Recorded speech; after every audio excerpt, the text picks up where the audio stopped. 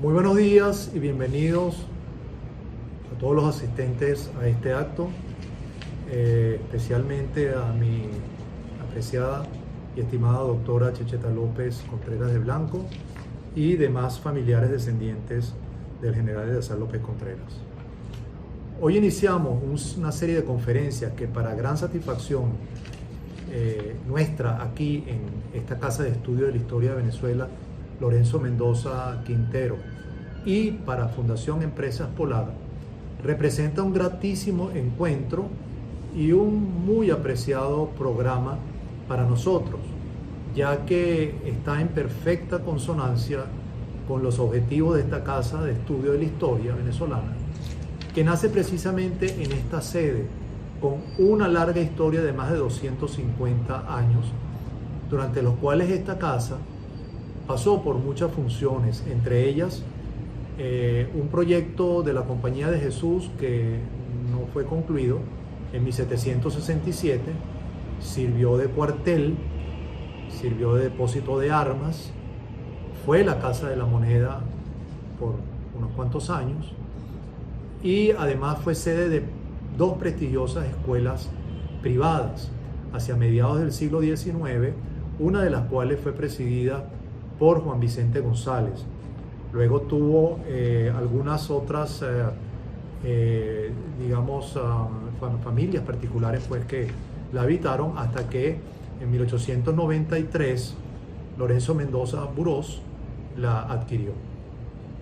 Entonces es para nosotros pues un motivo de regocijo y reafirmación de nuestros propósitos de investigación y enseñanza de nuestra historia, el coordinar y patrocinar esta serie de conferencias que contribuirán con un mejor y mayor conocimiento de esa época de nuestra historia tan importante, de transición muy significativa por sus muchos efectos y consecuencias, como lo fue la presidencia y el mandato del general Eleazar López Contreras, durante el cual se produjeron cambios muy importantes en varios sectores como la administración pública, en la prestación de servicios de salud, con políticas actualizadas y apropiadas para el momento en el control de endemias, epidemias y de otras situaciones de salud pública para entonces apremiarlas.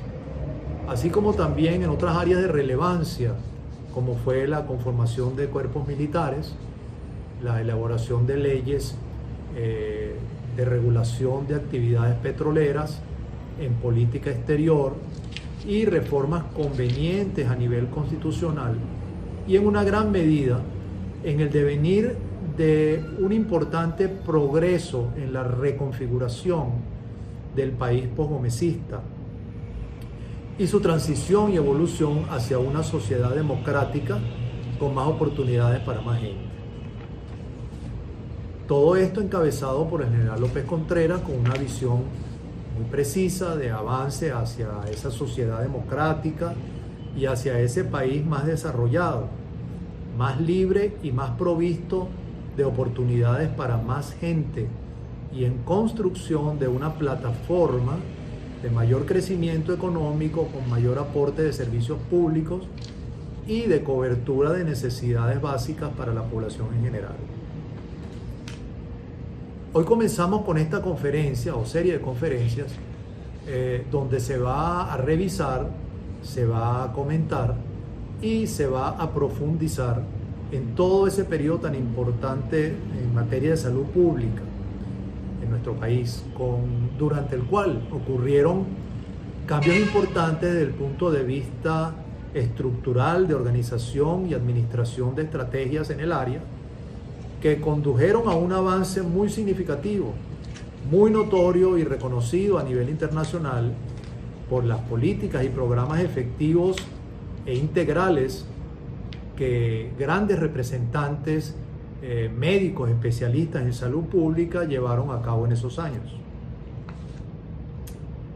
Es por eso que esta conferencia lleva el nombre de los héroes médicos del año 36. Pero los contenidos que escucharán van más allá de esa fecha, y nuestros distinguidos expositores, los doctores, los médicos Leopoldo Briceño Calcaño, José Félix Oleta y Alejandro Rísquez, van a cubrir no solamente el periodo de ese mandato del general López Contreras, sino que también se referirán a épocas circundantes que tienen que ver con la repercusión, por supuesto, de esos años a partir de 1936. Estamos seguros que va a ser una experiencia enriquecedora, con información, datos y anécdotas sobre este periodo, del cual muchos tienen interés en lograr un conocimiento en mayor detalle y profundidad, ya que su relevancia histórica no puede ni debe dejar de apreciarse en su más justa y significativa situación. Gracias a todos por venir y compartir con nosotros aquí en esta oportunidad, que será solamente la primera de muchas conferencias que vendrán en el futuro, relacionadas todas con ese periodo de mandato del general López Contreras, y donde se tocarán aspectos amplios, diversos y de gran importancia en diferentes sectores de la vida nacional. Bienvenidos y que disfruten de este ciclo de conferencias.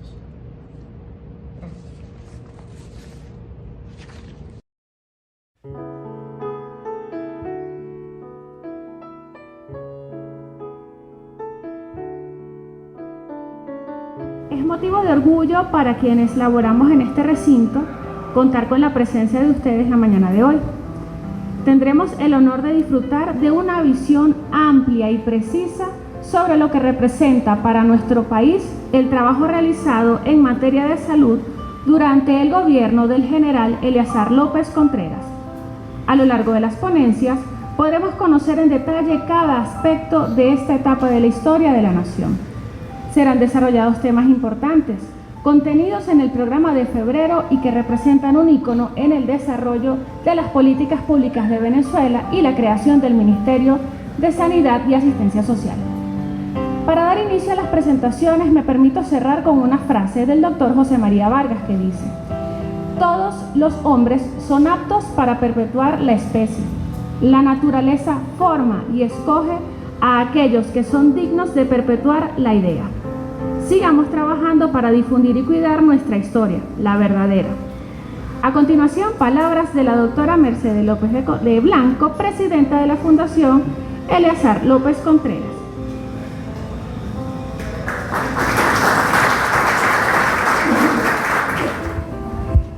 Bueno, no voy a hablar en este momento como presidenta de la Fundación López Contreras, solamente darles la bienvenida. Este es el primero de una serie de foros que van a tener lugar aquí mismo cada 2 o 3 meses, de diversos temas importantes especialmente para los momentos actuales, para hacernos reflexionar sobre ideas que todavía están vigentes para el país y para las personas que seguimos trabajando para él.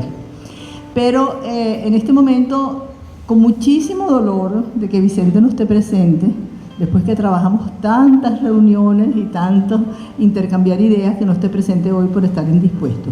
Y voy a decir las palabras, lo voy a presentar, lo que le voy a presentar. Así es que, bueno, voy a comenzar. Eleazar López Contreras nació en Queniquea, estado Táchira. Ay, gracias.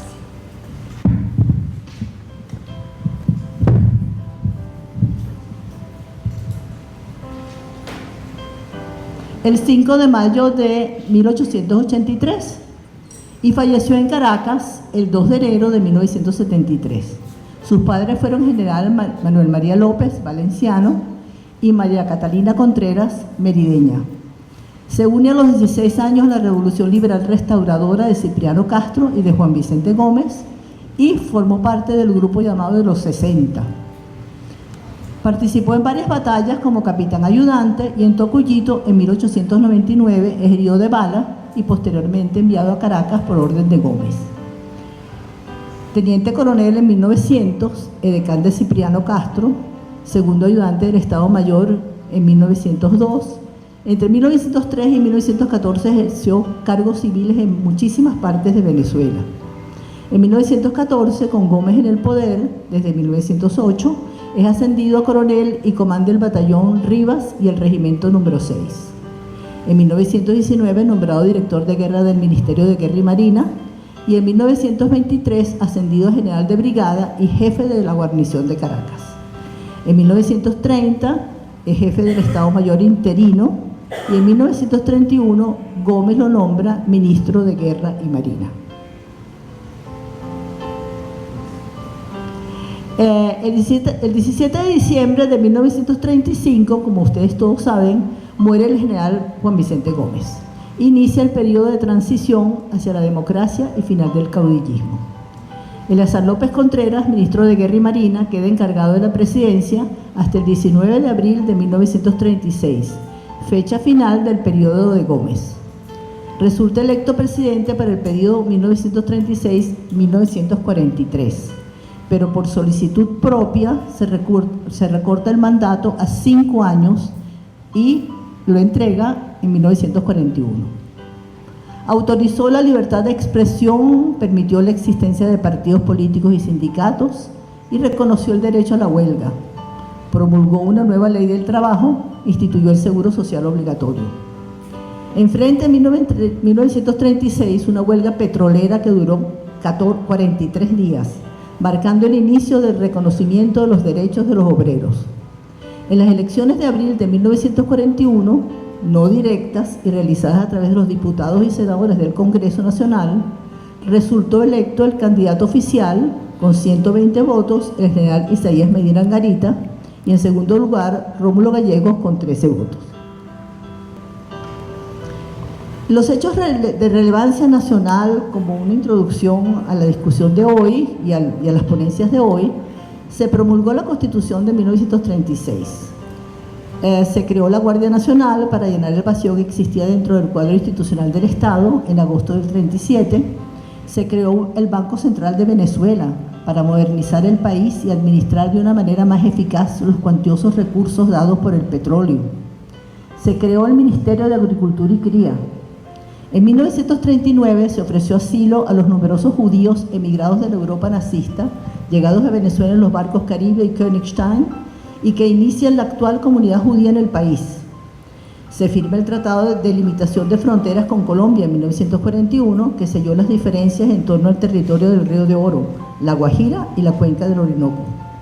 Y se crearon los Museos de Bellas Artes y de Ciencias de Caracas. En 1936 se crea el Ministerio de Sanidad y Asistencia Social, el 25 de febrero, antecedido por la creación en 1930, por exhortación de la 8ª Conferencia Panamericana de Lima del Ministerio de Salubridad y Agricultura y Cría. El mejoramiento de la higiene pública fue el objetivo principal. Se tomaron en cuenta las recomendaciones de la Conferencia de Directores de Salud Pública de Washington en 1936, aportadas y puestas en práctica por Arnoldo Gabaldón. Se promueve y logra la llegada y permanencia en el país de médicos especialistas españoles que desarrollan y fortalecen importantes áreas y se contratan técnicos extranjeros expertos en salud pública que contribuyen a la consolidación de la División de Higiene Rural. Se estructura y dinamiza la División de Malariología dentro del Ministerio de Salud y Asistencia Social. Y se crea el Instituto Nacional de Puericultura, el Consejo Venezolano del Niño y el Estatuto de Menores. El contexto latinoamericano previo también sirve de marco para las ponencias de hoy. Hacia 1924, las 21 repúblicas americanas se habían incorporado al trabajo de la Organización de la Secretaría Panamericana de la OSP. La Conferencia Sanitaria Panamericana, a la que hicimos referencia anteriormente, acudieron representantes de 18 países. Tomó el importante acuerdo de adoptar el Código Sanitario Panamericano, cuyo propósito era la promoción de medidas de cooperación para la prevención de la introducción y diseminación de enfermedades contagiosas hacia y desde los territorios de los gobiernos signatarios. En los primeros años del siglo XX, Estados Unidos mantenía su presencia militar y personal administrativo en extensos territorios ocupados, la mayoría de los cuales estaban localizados en las regiones tropicales del hemisferio sur, en donde la fiebre amarilla y el paludismo eran hiperendémicos. Los negocios estadounidenses estaban también extendiendo sus actividades económicas en América Latina y crearon agencias dedicadas a luchar contra las enfermedades tropicales en los países de la región. Las características distintivas de este trabajo de salud fue su desarrollo al interior de los países y no solo en los puertos y fronteras, y el énfasis ocasional en la atención integral a la salud. Las actividades desarrolladas por los comités de salud del ejército estadounidense en Cuba y Panamá y el trabajo de la Fundación Rockefeller y de la United Fruit Company en toda la región en la primera mitad del siglo son particularmente representativos de esta corriente de la salud internacional. Solamente Vicente quería presentar aquí algunos cambios demográficos que ocurrieron entre la década del 30 y el 40. La mortalidad general disminuyó levemente, la tasa de natalidad disminuyó, la tasa de mortalidad proporcional de menos de 25% de mayores de 50 años aumentó a más de 25% de mayores de 50 años, la mortalidad materna disminuyó significativamente, aunque no parezca, y la mortalidad infantil mejoró entre 1938 y 1943, levemente también. Las principales causas de muerte sí cambiaron. La gastroenteritis seguía siendo la principal causa de muerte, pero la tuberculosis bajó de primer puesto a tercer puesto. Y las enfermedades peculiares de la primera infancia ya tenían el segundo puesto, para pasar muy pronto al primer puesto. Las enfermedades del corazón todavía estaban en terceros, cuartos puestos, y las neumonías seguían en quintos o sextos puestos. Quizás el cambio más importante fue la desaparición del paludismo y la disminución de la tuberculosis, que fueron los dos grandes logros de ese momento.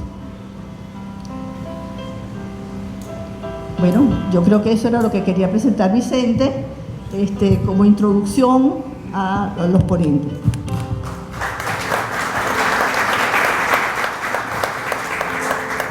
Invitamos en este momento al doctor José Félix Oleta, exministro de Salud, quien nos hablará de la salud pública en Venezuela antes de la creación del Ministerio de Sanidad y Asistencia Social y durante el gobierno de transición.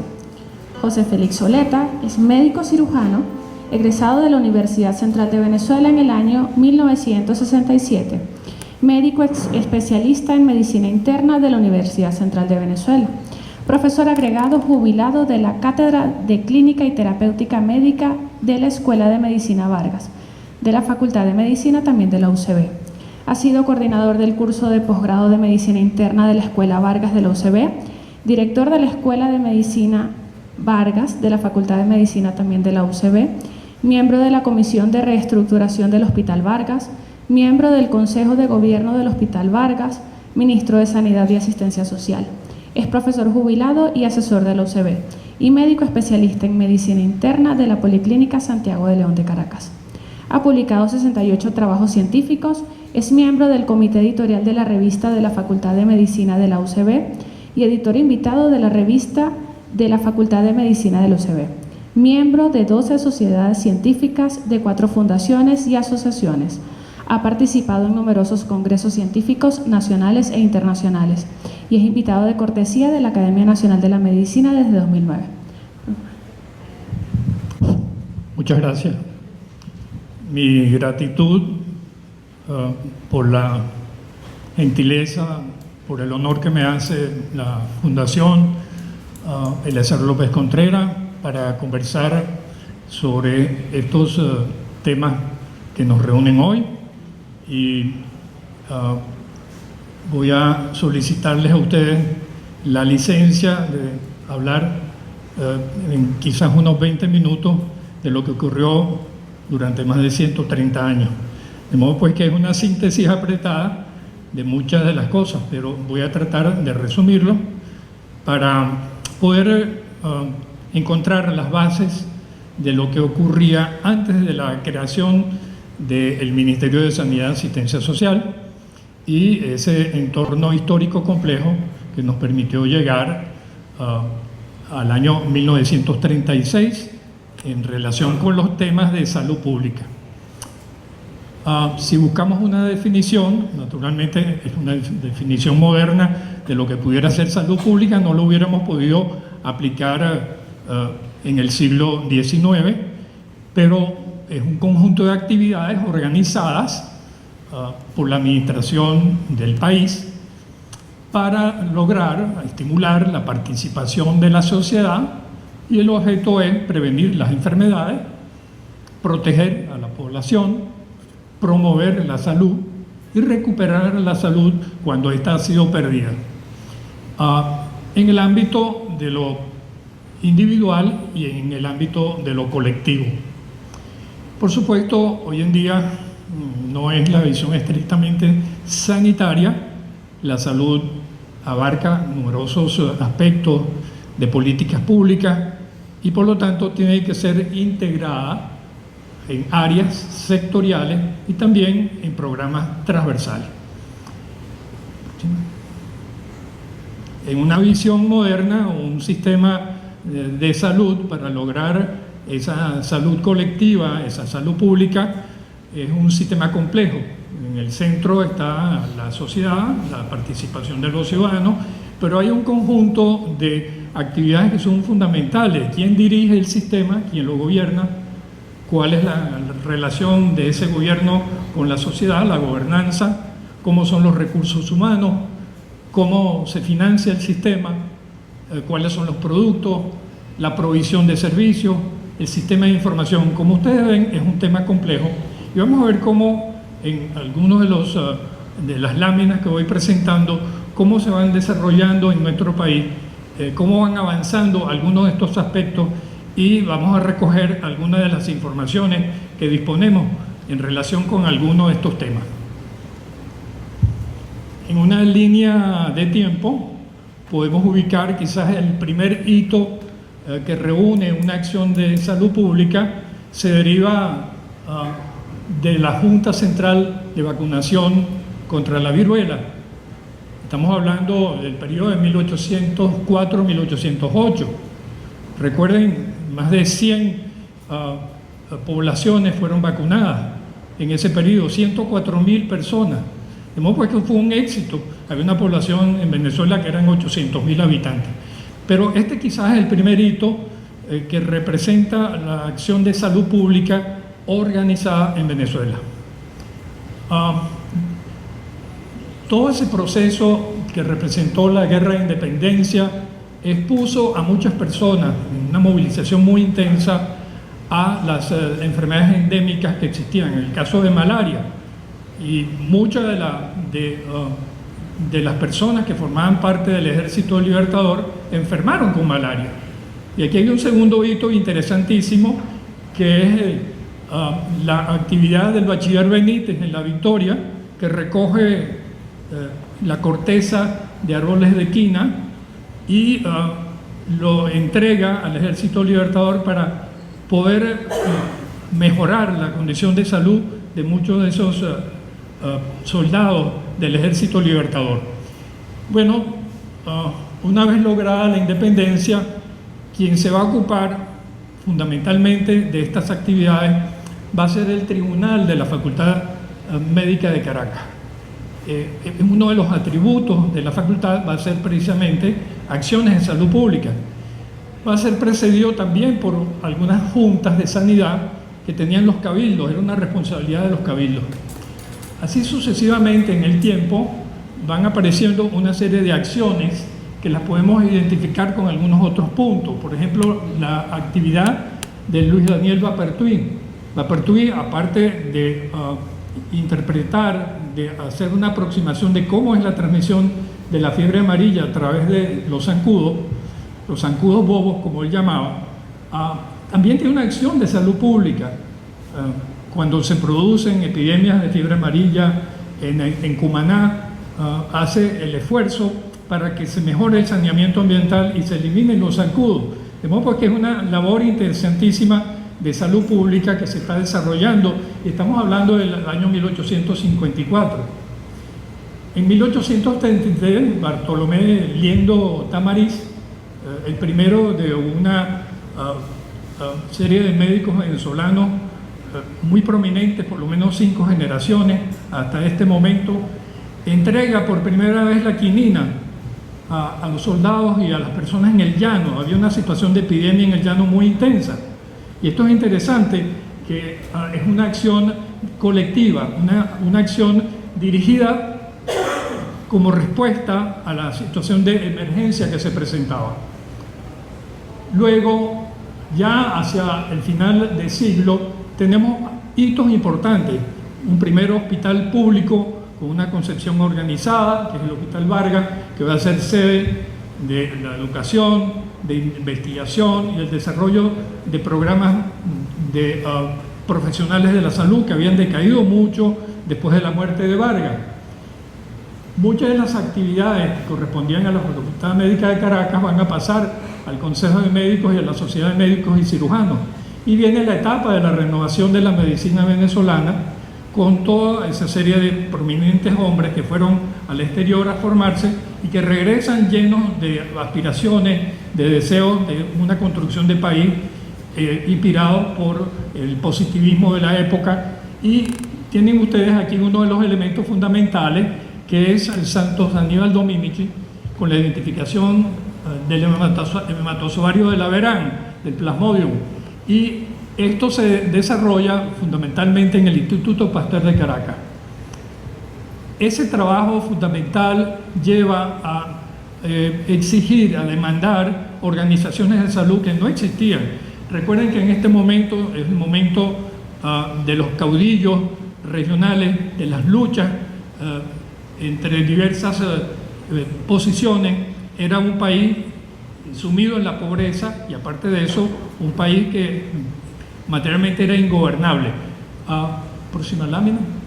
Ya entramos a la situación ya de esa transición entre el siglo XIX y el siglo XX, dos figuras fundamentales para la conducción de ese proceso de renovación, por supuesto Rasetti y Rizque.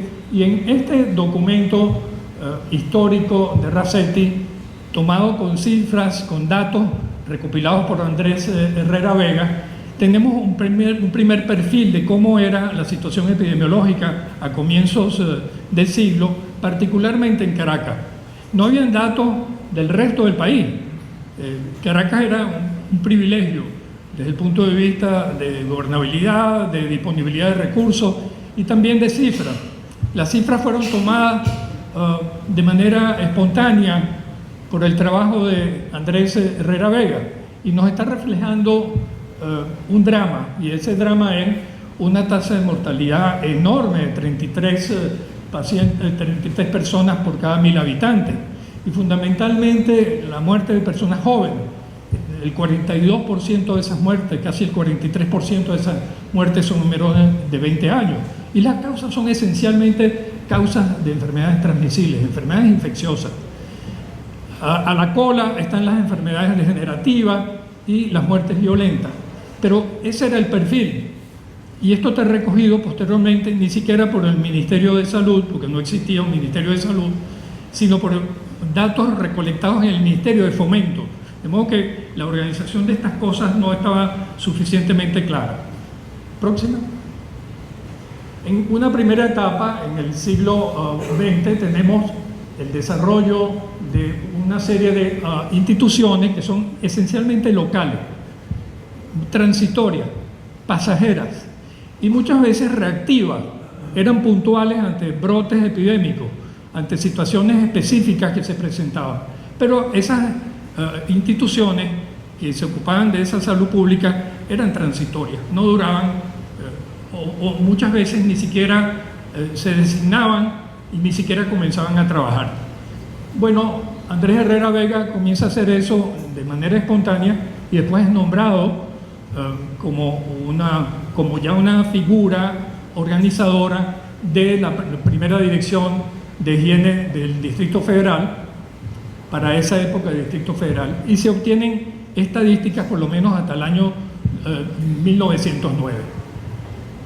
Ocurren dos eventos que estimulan las acciones de salud pública. Una de ellas, el brote de peste bubónica, que comienza en la zona de La Guaira y después se extiende a Caracas, y eso genera un primer paso. Naturalmente, la figura de Rangel había sido descollante, había hecho una serie de investigaciones previas, había identificado el Necator desde el año 1902-1903, y el proceso de organización se hace cada vez más intenso, y por primera vez es considerado ya no una obligación personal del tema de la salud, sino como una obligación de Estado, y lo vamos a ver después. Lo cierto es que quizás la organización más estructurada es la Oficina de Sanidad Nacional y luego la Dirección de Sanidad Nacional, que vamos a ver posteriormente, porque se extiende de su área de acción desde el Distrito Federal hacia el resto del país de una manera progresiva. En esta segunda etapa, que comienza de 1914 al 36, en esos 22 años, hay una definición, ya hay una situación de organización hacia todo el país. Y quien dirige esto es el Ministerio de Relaciones Interiores. Todavía no existe ni siquiera un Ministerio de Salud. Ya existía en Cuba desde el año 1909 y otros países de Latinoamérica habían iniciado su organización formal, sistematizada en el área de salud pública. Se producen leyes nacionales y esas leyes nacionales ya dan un cuerpo, una referencia, un marco jurídico a las acciones de salud pública. En ese momento está ocurriendo la influenza pandémica y esto también es un determinante muy importante en el año 1918 para avanzar en los programas de salud pública.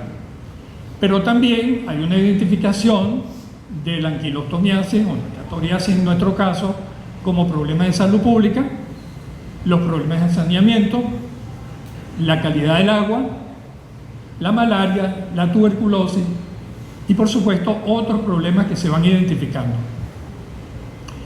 Importante que en el año 1930 ya hay la concepción, se crea, por cierto, un híbrido entre el Ministerio de Salubridad y el Ministerio de Agricultura y Cría. No está muy claro de por qué ese híbrido, por qué esa relación. Es posible que hubieran algunos elementos que lo vinculan con la salud animal y la salud humana, y recuerden que no había una diferenciación muy clara hasta ese momento. Pero ese es un punto importante. Debo decir que la Dirección de Sanidad Nacional acoge como uno de sus directores más importantes a Luis Guillermo Chacín y Triago, y este caballero es probablemente el primer médico venezolano especialista en salud pública, el primer sanitarista propiamente dicho, formado en Londres, de modo pues que ejerce ese cargo y es una sanidad un poco impositiva, es una sanidad que castiga, que coloca multas, que genera obligaciones a la gente que no cumple reglamentos, por ejemplo el reglamento de vacunas, impone en cierta forma la salud pública, y eso marca una característica de la época. Estamos en una etapa en donde lo que existe es un régimen, una dictadura centralista y intensamente autoritaria, marcadamente autoritaria. Esa etapa va a pasar al Ministerio de Salubridad y Agricultura y Cría. Ahí me voy a detener un poco con unas láminas que vamos a ver, pero quiero señalar algunos elementos que se están desarrollando. Enrique Tejera Guevara, que va a ser el primer ministro de Sanidad y Asistencia Social, en 1918 había identificado ya la presencia del parásito chagásico en vectores, en Rhonius prolixus, en Trujillo. De modo pues que vean estas cosas que están intensamente imbricadas. Santos Domínguez iba a ser el segundo ministro, pero también había sido un investigador y había identificado el parásito malárico. Y este grupo de 3 personas que están ahí, yo quiero destacarlo porque no son figuras que las vemos todos los días. Manuel Núñez Tovar, desde el año 1916, estaba identificando los anofelinos en la zona de Maracay. O en el caso de Elías Benarroch, había hecho toda una clasificación muy importante de zancudos transmisores de la malaria. A Gómez, un profesor titular de la Universidad Central de Venezuela, discípulo de Racetti, un hombre altamente calificado, y dirige esta estructura. El ministerio tiene una parte de agricultura, una parte de salud y una estructura ya más organizada. Vamos a ver un poco adelante cómo es esa estructura. Una inspectoría general, una inspectoría de profilaxis, servicios que se dirigen a diversas áreas de la salud pública, desde los certificados, desde la vigilancia y la inspección sanitaria, hasta funciones específicas como es el área de la puericultura o los servicios antituberculosos y antivenéreos. Pero esto era una estructura exclusivamente en el Distrito Federal. Estas estructuras de servicios especializados solamente estaban en esa área central. También tenían este desarrollo de laboratorio. Y vamos a ver ahora, ¿cómo era esa estructura? Eran 1.214 personas, 79 médicos exclusivamente. Y un conjunto de medicatura, oficinas subalternas, oficinas de puerto, inspectorías y comisiones de sanidad que no eran sino temporales. Me detuve a colocarlos en un mapa, quizás lo vemos mejor ahora. No todos los estados tenían esas medicaturas. Las medicaturas eran una sola persona.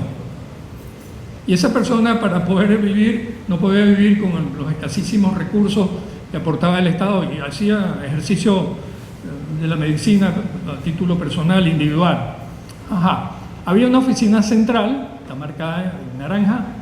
Las oficinas de puerto, las epidemias entraban por los puertos. Viajar en Venezuela por carretera era imposible y el tránsito aéreo estaba incipiente, de modo pues que era muy importante la entrada a través de los puertos. Bueno, esa era la realidad, y estas inspectorías y comisiones de sanidad eran itinerantes, pasaban de un sitio a otro y eran temporales. ¿Cuál era el marco jurídico? A veces, cuando estudiamos estas cosas, nos da la impresión de que todo comenzó con el Ministerio de Sanidad. No, había una historia previa que había crecido lentamente. Por primera vez se reconoce algo que es sanidad en el año 1909 en la Constitución Nacional, por primera vez. En la Constitución del año 22 ya se le dan atribuciones, competencias del presidente de la República para reglamentar los servicios de sanidad. Eso no existía.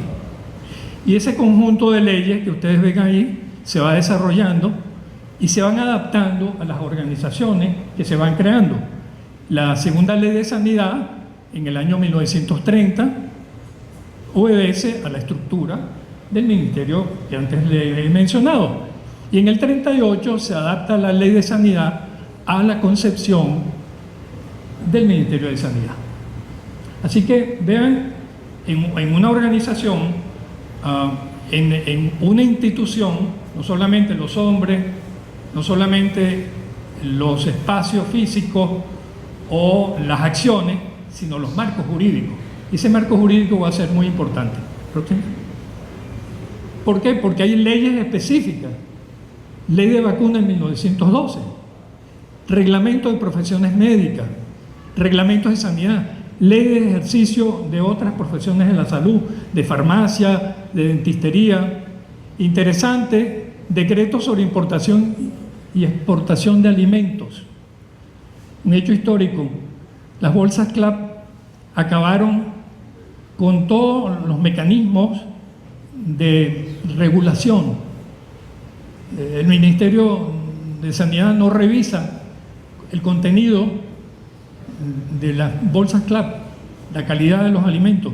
Eso estaba reglamentado 100 años atrás. De modo, la historia nos va a permitir hacer esos contrastes, hacer esas identificaciones. Y si usted se pone a ver términos de resolución de petitorios de farmacia o medicamentos, también no se podía traer medicamentos si no estaban supervisados. El año pasado acabaron con los mecanismos de control de los medicamentos fundamentales. De modo que son retrocesos de más de 100 años en términos de la ejecución de las acciones de salud. Próxima. Bien, los sucesos del año 35, finales del 35, comienzos del 36. Se produce una ruptura histórica. En la parte de arriba, una situación de inestabilidad política, muchas manifestaciones, protestas masivas, muchas de ellas justificadas, censura, pero reflexión también y respuestas inmediatas. El equipo liderado por el presidente López Contreras convoca a un conjunto de hombres notables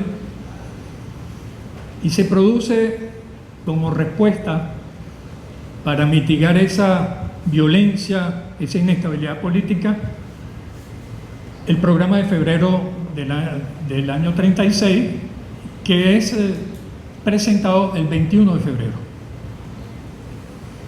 Ese programa contiene una nueva relación del Estado y la sociedad, un marco institucional, un conjunto de normas y la creación de nuevas instituciones. En lo que concierne a salud, y específicamente a salud pública, es el segundo punto: higiene pública y asistencia social. Hasta ese momento la higiene era concebida solamente como acciones de salubridad, nada que ver con asistencia. Hay un régimen de legalidad, la necesidad de comunicar el país, de educar, de mejorar la nutrición, de estimular el comercio. Se estaban produciendo toda una serie de fenómenos importantísimos. Venezuela había salido de las deudas internacionales y estaba logrando los beneficios del excedente petrolero, que daba una renta muy importante. El país estaba despoblado y era la necesidad de actuar. Y vamos a ver el contenido en relación con la parte de salud y de higiene pública. Buscaba modernizar el sistema de salud, crear instituciones, por ejemplo, el Instituto Nacional de Higiene. No lo pudo hacer de inmediato y eso requirió por lo menos un retraso de 2 años y medio, para el año 38 en adelante. Mejorar la administración sanitaria y las estadísticas. Por primera vez, estadísticas confiables. El país era 80% rural.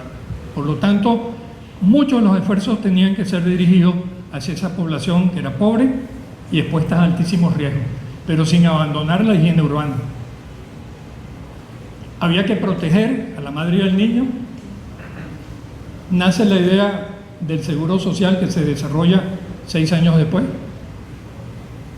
Se reforma la sanidad marítima, se busca mecanismos de alimentación y se educa al público, se hace propaganda sanitaria y educación pública. Vemos pues que es una visión muy integral de lo que se buscaba en ese momento.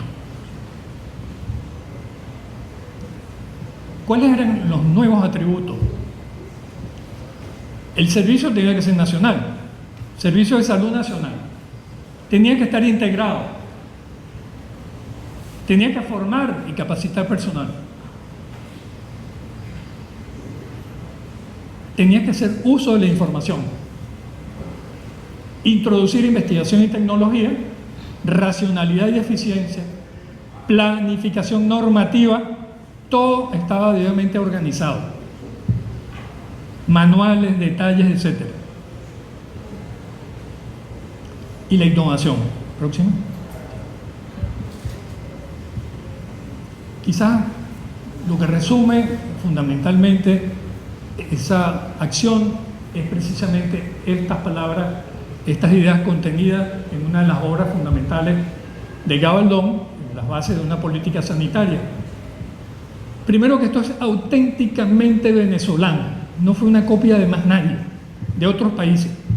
Probablemente tenía inspiración de muchas de las tendencias continentales, pero era esencialmente un programa nacional. 3 principios: la universalidad, la equidad y la integralidad. Esos 3 elementos trascienden diversas instituciones y momentos históricos y mantienen el ministerio en su acción creadora. La lucha contra las enfermedades endémicas, el saneamiento ambiental, la disposición de agua de calidad, la vivienda y la red de servicios asistenciales. Estas 2 láminas me las copié de Checheta, ahí están, simplemente con fines expositivos. Hay un cambio sustancial antes, incluso en el caso de la malaria, antes del DDT, de modo que esa organización ya daba frutos antes del DDT, y en el caso de tuberculosis, antes de la entrada de los medicamentos antituberculosos. Próxima. Pero también la capacidad de respuesta. Voy a colocar aquí, por ejemplo, a visitas a domicilio, aumenta 60 veces. Eso es atención primaria de salud. Consultas de niños sanos, 9 veces más. Primeras consultas, rayos X, donde ustedes lo ven, hay una respuesta eficiente, un impacto dirigido a la comunidad, a la sociedad. Próxima. Algo que quise representar era con qué trabajaban. Con entusiasmo, con organizaciones elementales, pero si no hay recursos, usted no puede trabajar. Escasamente, 1913, 1912, eso eran 300.000 bolívares, había la paridad entre el bolívar y el dólar, eran 300.000 dólares para poder atender a toda la población en términos de inversión en salud. Vamos a ver, esto es la serie histórica hasta el año 35. Usted dice, bueno, sí, aquí mejoró un poco, pero no pasó de los 5 millones de bolívares. Y aquí tienen la serie histórica para que ustedes vean la inversión per cápita promedio por año de 0,83 bolívares por año en este periodo donde el Ministerio de Relaciones Interiores, el que comanda los servicios, salta a 1,57 per cápita por año y finalmente se expande el gasto a través del Ministerio de Sanidad y Asistencia Social. Próxima. Con esta lámina termino. Gabaldón decía que él prefería los indicadores positivos. No le gustaban los indicadores negativos, nada de eso de la mortalidad materna, no, menos la mortalidad infantil.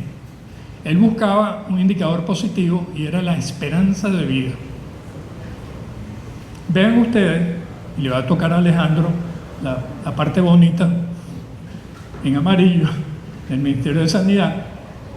Pero vean ustedes la pobre expectativa de vida al comienzo del siglo y el esfuerzo gigantesco para llegar a 73, 74 años y las reflexiones que nos hace ver una caída de la expectativa de vida que tenemos en este momento. Muchas gracias.